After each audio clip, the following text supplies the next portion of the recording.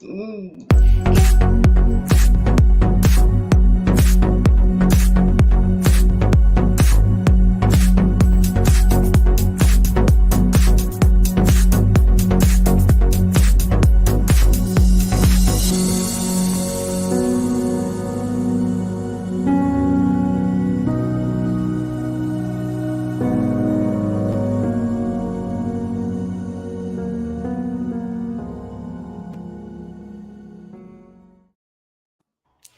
All right, do it again this time. Good morning, everybody. This is Lorraine. And Jennifer, I made a little mistake there in the beginning, but happy Friday. Happy Friday. And today we're going to talk about one of my favorite subjects and also one of my favorite frustrations. And that is that you create all of this content and it doesn't work. Yeah, and I just want to say, it's like the most important thing in my mind in marketing is content, and so you've got to get it right or work towards getting it right for sure. And So I think one of the things that a lot of businesses do is they're like, okay, well, that piece of content didn't work, so I'm going to create more and more and more. And you get on this treadmill instead of going back and fixing if it was a good piece of content, yeah, tweaking it so that it works. it's like the train of insanity that you think that like quantity is better than quality, and it's not. But some people teach that though. Well, and okay, some people teach that because 10 years ago, oh my God, 10 years ago, that's what you needed to do. Right. 10 years ago, you needed to have new things every single day. Yeah. I was blogging in 2008 to 2010 on the Round Peg site. I was blogging every single day. Every time I hear that, like I get chills because I'm just like, wow, that's like amazing, like how much you were writing. But the standard, the thing was the standard was lower. It was There wasn't as much 300 words. content out there. Like there No. wasn't, and there is now. So, as you're looking at your content and it is not driving traffic, I think you need to start answer some questions. Number one, who did you really write it for? Yes. I see sometimes people, you need to combine multiple factors. And so sometimes I see people write content that's like fun, quirky. Maybe I got some attention, but maybe it's not going to help SEO. Maybe it's not going to help like get somebody down the funnel of purchase. And so it was a cute piece of content, but it didn't take care of multiple avenues for you. So, and I think as you look at your content calendar, and here's the truth about the algorithm. The content that is the most important to you is the least important to the social media platforms. The content that is really on target and drives people to your website is not what they want. And last time I looked, why is that?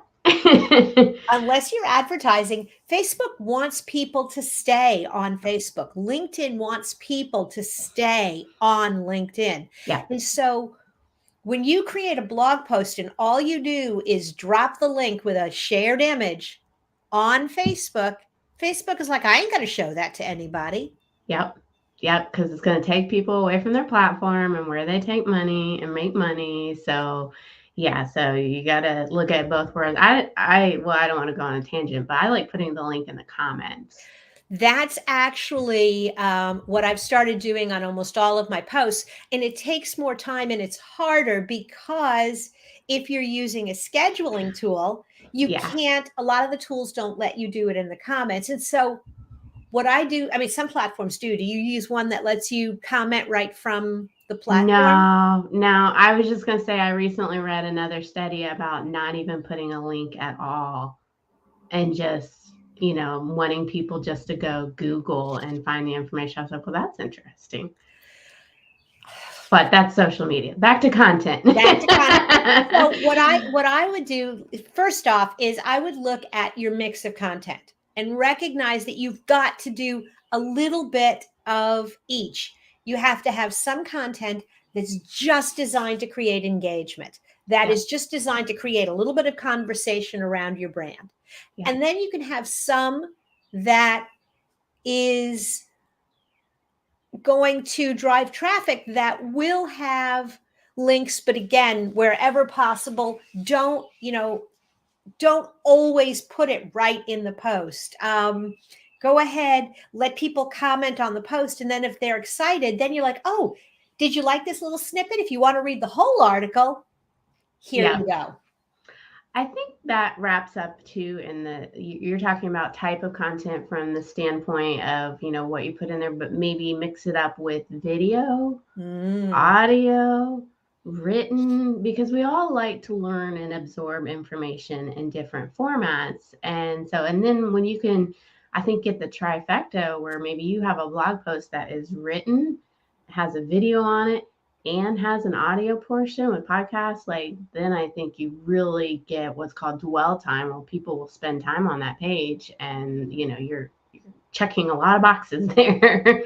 And so that actually really goes to, if you have content that does attract attention, go back to that page. I'm doing this right now on the digital toolbox. I have half a dozen offers that are designed for people to download. And those are really important pages for me.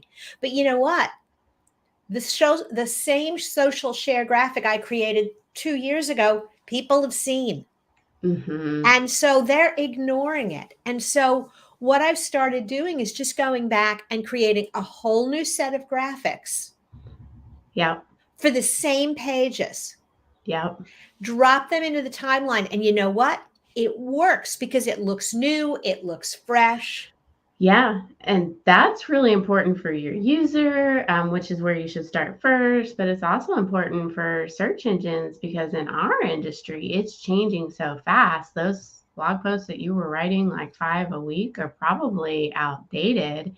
And so you need to go back and update them. And just about everybody's industry probably has some items that, it's not that evergreen content that's going to last forever. You got to go back and update it. Well, and even if the content is still valid, if you've got examples, if you have a testimonial on the page, if you have a user case, just add 100 new words, create a new graphic. Yep. And because somebody else has probably done that too. They've scraped content. They've already taken what you've written and they wrote it what they think is better. And so now you got to one up them. Absolutely. And I think you need to look at what are you paying attention to? What are you clicking on? What are you engaging with? And then be really honest about yourself that, that's a great question. Is a video a podcast? It can be so I've seen where you're combining both a podcast and a video at the same time. And so you're getting the elements of both. But technically, I would say a video is not a podcast.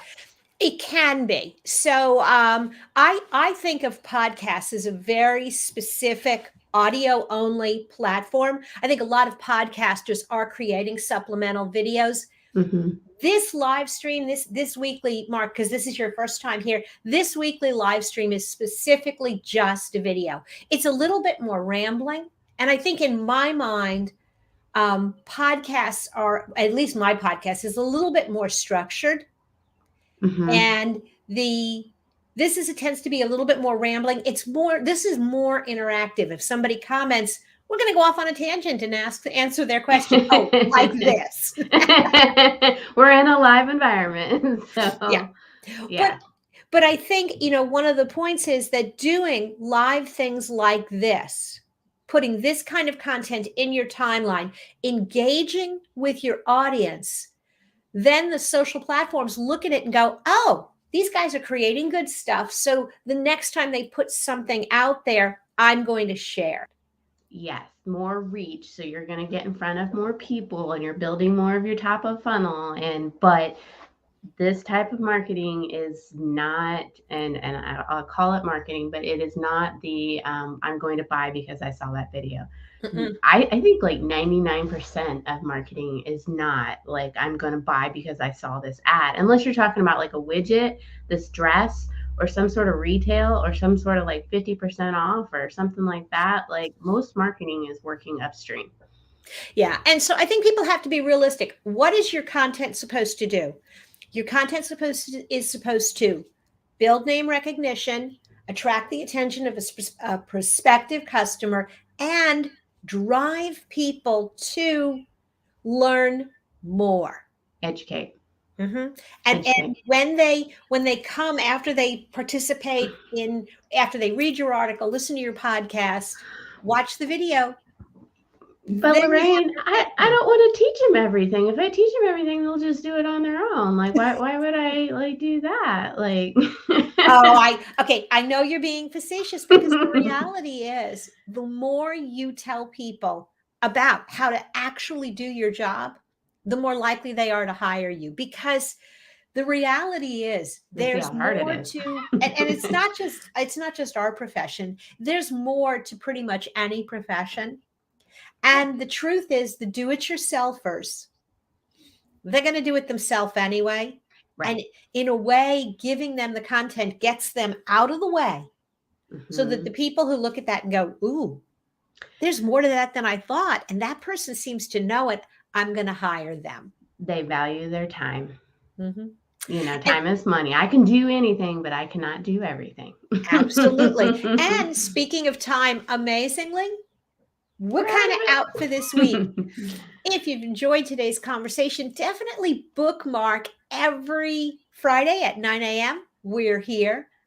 If you want people to help you navigate the sea of digital marketing, check out Jen's team at elevatedmarketing.solutions. And if you're the DIYer, definitely go to digitaltoolbox.club. There is an enormous amount of tools in there for you to learn more about how to do it yourself. Awesome. Have a great week, everybody. Bye.